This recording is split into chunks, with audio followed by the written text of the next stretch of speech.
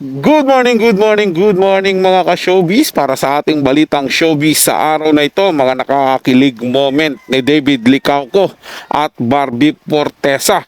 Tunghayan at ito'y galing sa channel ni Pekwa Official. Nasa description yung link ng channel niya. Bisitahin po at pakisubscribe na rin. At huwag din kalimutan na mag-subscribe dito sa ating channel para laging mauna ka sa mga bagong balitang showbiz. Panoorin at pakinggan ang buong detalye at kayo na ang humusga. In finding a right partner, dapat talaga, gaya ng sinabi niya, it makes you calm and secured, di ba? Tingin ko, ganun talaga yung real love. Yung mga love na pwede na pang kasal. Grateful na si Barbie yung kasama ko kasi kapag kasama ko siya, mas tumadali yung buhay ko.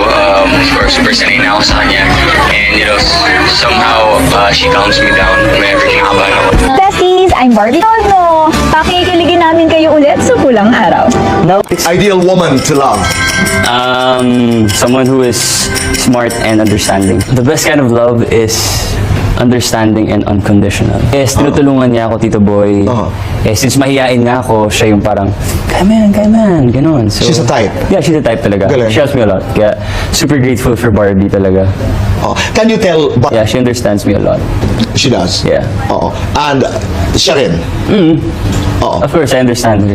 Naku, napakagaling ni Barbie dito. Diyos ko naman! Liit na bagay. Hindi marami actually kasi marami kaming mga unang beses pala makakasama like si Gov ER, si Sir Jeric. Syempre bilang action talaga yung genre natin, kailangan natin ng mga veteranong action stars, hindi ba? Tapos syempre may reunion with Miss Jean Garcia and of course sobrang sayang katrabaho ni Tito Silva and Rain Matienzo and best actor ni Koy Morales at syempre ang ating Padre Salvi, si Juancho Trevino kasama din natin, kaya marami po kayong aabangan sa magiging Ano ba yung mga memorable na ginawa nyo so far dito sa series? Siguro yung mga action scenes namin ni Barbie. Walang walang double Yeah, kasi as you know, hindi naman kami sanay sa action talaga. So now na nabigyan kami ng ganitong, like full-fledged action series nga, nakakagulat din na maganda yung kinalabasan. And ako personally, mas nagustuhan ko nga yung action na parang, gusto ko siyang gawin ulit in the future. Ikaw ba? supportahan na lang kita. Hindi, kasi matatakotin kasi talaga ako. Alam nyo naman ako, I'm a very sensitive person. Yeah. Oo, pero nilalaban ko naman kasi nahiya naman ako kay David kasi super action siya, diba? Hindi ako pa-protect na gagawin mo. Ayan, okay, sige. May protector. First time yung dalawa na sumabak sa action scenes, di ba? Not na seryoso, yes. So. Walk me through kasi nakita ko dun sa yung mga pinapalabas ngayon sa TV natin na teaser, di ba? Nagmomotor ka, tapos aagawin ni Carding yung motor, wala kang kadouble doon. Secret! Actually, halo. Yes, halo. Halo siya. Pero yun yung first meeting namin talaga sa show. Yung eksenang yun. So dun talaga, yun ang icebreaker. Oo, talagang dun agad.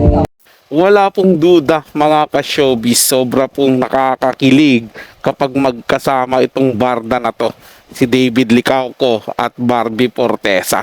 Panigurado mga ka-showbiz, marami na naman po ang kikiligin at matutuwa kapag napanood yung mga ganitong eksena na makikita nilang magkasama yung dalawang iniidolo nila na talaga namang napaka-sweet at nakakakilig tingnan sa isa't isa, lalo na kapag naghaharutan sila or sabihin na natin nagkukulitan sila.